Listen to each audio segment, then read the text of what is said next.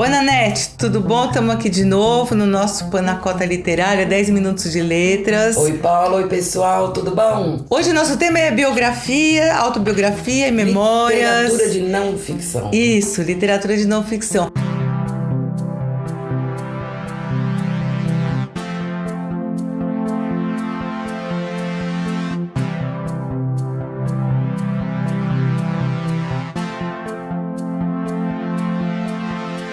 Eu tô lendo o livro do Cadão Volpato, A Sombra dos Viadutos em Flor. Ele é um nome até que lembra o Proust, né? Em Busca do Tempo Perdido, A Sombra das Raparigas em Flor. E que o Proust, assim, é um grande autor que começa a falar da vida dele toda. E o Cadão, ele pega um recorte da vida dele, que foi nos anos 80, quando ele começou a tocar música com o grupo Fellini. E é um livro muito bonito, muito bem escrito, realmente de uma maneira muito literária.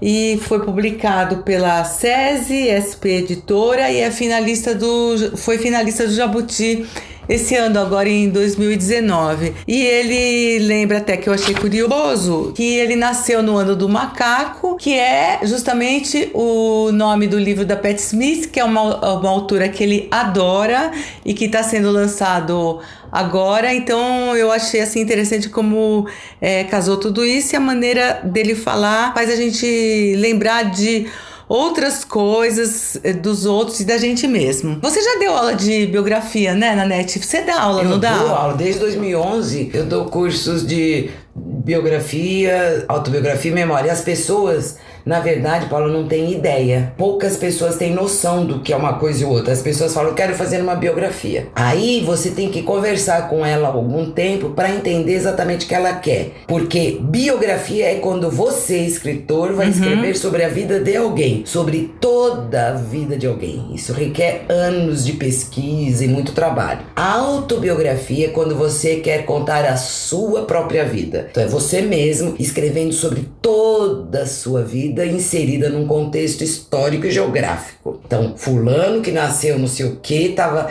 inserido naquela cidade, naquele estado, naquele país, no mundo. Tudo que estava acontecendo nesse período.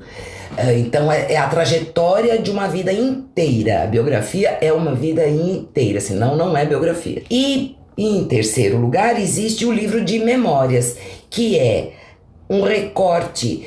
O livro de memórias, ele não tem compromisso histórico, na verdade, ele é mais como o autor se lembra de determinadas passagens da sua vida. Então ele escolhe, eu quero contar sobre tal período da minha juventude, ou eu quero, que nem aqui o Cadão, me parece ser bem um livro de memória. Sim, é. Porque ele conta mais do período do Fellini, foi bem uma fase, né? Então, o livro de memórias, o autor tem essa liberdade, ele pode usar uma escrita bastante poética, lírica até, enfim.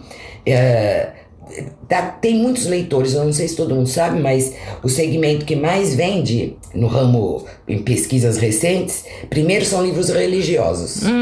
E em segundo lugar, biografias. Ah, que bacana. O público brasileiro gosta, não só brasileiro, mas o brasileiro especialmente gosta muito de biografias. Nesse caldeirão aí de biografias, tem muita coisa que entra na história da não ficção. A gente tem um exemplo bacana de uma editora nova no mercado, a Monomito. Ela tem se destacado ela também tem não ficção, mas ela tem se destacado pela publicação de bons livros de não ficção. Eu conversei com o Tony Moraes e ele explicou como a Monomito foi criada e por que mais essa opção um pouco mais clara pela não ficção. Tony, então fala pra gente de um livro de vocês que está fazendo bastante sucesso, porque é um relato emocionado de um portador de HIV que também é poeta. Conta pra gente como é que se deu o processo desse livro.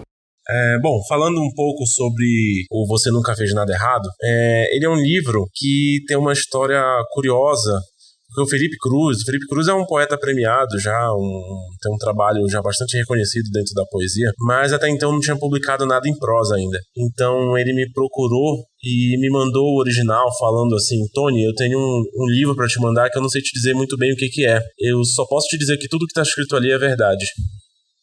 E assim, isso despertou minha curiosidade, lógico, né? E quando eu li o original, me deparei com uma história muito forte, assim. Fala sobre o período entre o Felipe ter descoberto que era portador do HIV e ele ter ficado mal, acamado durante muito tempo, e sobre como ele escreveu esse livro como uma forma de se manter são, e como a literatura, ele fala isso, manteve ele firme sem desistir, né, por muito tempo.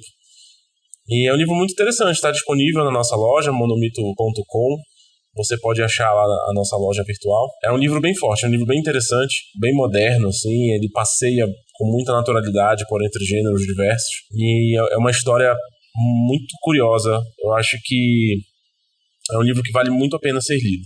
E, Nanete, sabe, eu queria, lembrando essa diferença que você fez entre autobiografia e memórias, eu conversei com o Francisco Dias Teixeira, um escritor, poeta, que lança agora Marcas e Vestígios e Pesares e Saudades, e ele me explicou qual é o processo de escrita dele. Francisco, fala pra gente.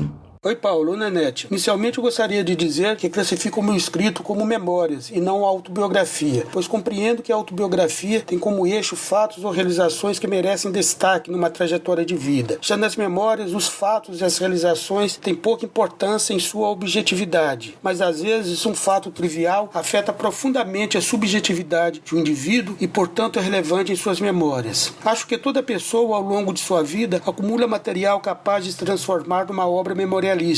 A realização dessa obra depende de outros fatores, dentre os quais a decisão de escrever. Pois então, decidido que escreveria minhas memórias, tentei revolver a mente para fazer emergir as lembranças, não só de minhas experiências, mas também de minhas observações e de meus sentimentos, que venho acumulando pela vida. Constatei que as minhas lembranças vão aos 3 anos de idade, pois nessa época ocorreram-me fatos dos quais recordava com detalhes, mas ainda tinha registros de histórias ouvidas de meus pais relativamente a eles e seus avós e bisavós. Então retroagi até lá. As minhas memórias propriamente iniciaram no meio desse processo. Procurei fazer a narrativa numa ordem mais ou menos cronológica, não de datas, mas de processos, ainda que por vezes não estivesse certo de qual fato tenha ocorrido primeiro em determinado período. Mas ao escrever, ainda surgiram dúvidas em relação ao interesse do leitor e também a suscetibilidade das pessoas que fazem parte essencial de minhas memórias. Essas questões às vezes são contornadas pela forma ou pelo estilo, mas nunca se tem certeza disso. Em brevíssima síntese, foi esse o meu processo de escritura. Bom, esse foi o nosso programa de não ficção.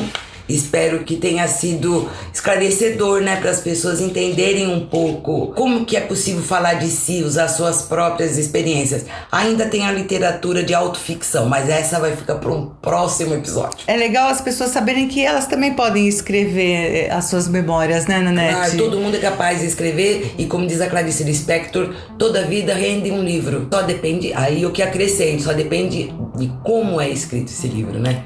Até lá, gente. Até o próximo. Tchau, até a próxima.